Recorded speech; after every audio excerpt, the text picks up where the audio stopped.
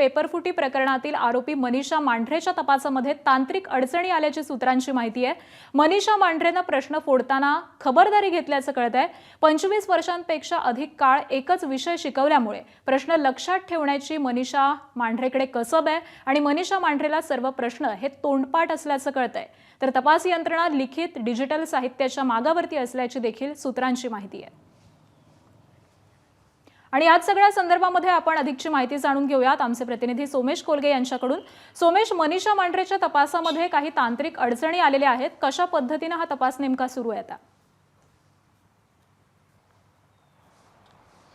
नीट UG paper leak प्रकरणात जी organised paper leak गँग active होती त्या सगळ्यांमध्ये मनीषा मांढरेंच्या बाबतीमध्ये काही महत्त्वाचे धागेदोरे आपल्या हाती लागलेले आहेत। त्यापैकी एक गोष्ट म्हणजे मनीषा मांढरेची स्वतःची स्मरणशक्ती चांगली होती आणि त्यामुळे अनेक सर्व प्रश्न जवळपास तिने स्वतःच्या डोक्यात लक्षात ठेवले होते। याचा कुठेही ट्रेसेस किंवा त्याचा पाठीमागे पुरावा मागे सोडलेला नव्हता आणि याचा हे एक प्रकारचं आव्हान देखील उभं राहिलंय, कारण आपल्याला सर्वांना माहिती आहे की इन्क्रिमिनेटिंग एव्हिडन्सेस, इन्क्रिमिनेटिंग मटेरियल हे तपास यंत्रणांना शोधावं लागतं आरोपीच्या विरोधामध्ये। आणि सध्या मनीषा मांढरेच्या विरोधात मनीषा वाघमारेचं स्टेटमेंट आहे, परंतु मनीषा वाघमारे ही एक अन्य आरोपी आहे। केवळ त्या स्टेटमेंटसह मनीषा वाघमारेच्या विरोधात काही तपशील सापडतात का, काही पुरावे सापडतात का, काही डिजिटल एव्हिडन्सेस सापडतात का, काही लिखित साहित्य सापडतं का, याचा शोध सीबीआय घेत आहेत। कारण मांढरेंनी जी खबरदारी बाळगली होती की सर्व प्रश्न डोक्यात लक्षात ठेवायचे आणि त्यानंतर मग ते विद्यार्थ्यांना पास ऑन करायचे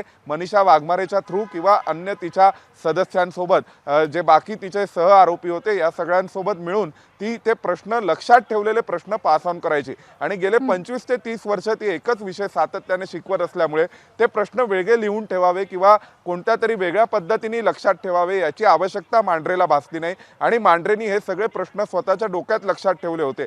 त्यामुळे एक प्रकारे आता तपास यंत्रणांना या सगळ्यामध्ये काही ना काहीतरी पुरावा शोधावा लागेल। उदाहरणार्थ जसं मोटेगावकरच्या मोबाईलमध्ये लीक्ड क्वेश्चन पेपर सापडला होता किंवा मनीषा वाघमारेकडे देखील क्वेश्चन पेपर सापडले होते, आरसीसीच्या क्लासेसमध्ये याविषयीचे ट्रेसेस सापडले होते, व्हिडिओ सापडलेत। तसं मनीषा मांढरेच्या बाबतीमध्ये मात्र तिने सर्व प्रश्न स्वतःच्या डोक्यात ठेवल्यामुळे, स्मरणशक्तीचा उपयोग केल्यामुळे, लक्षात ठेवल्यामुळे एक इन्क्रिमिनेटिंग मटेरियल आणि एव्हिडन्स पुरावे जे शोधावे लागतात त्याच्या मागावर सध्या तपास यंत्रणा आणि सीबीआय असल्याचं त्यामुळे या तांत्रिक अडचणी दूर झाल्यानंतर कोणते पुरावे हाती लागतात हे पाहणं महत्त्वाचं असेल। धन्यवाद या माहितीसाठी। एबीपी माझा, उघडा डोळे बघा नीट।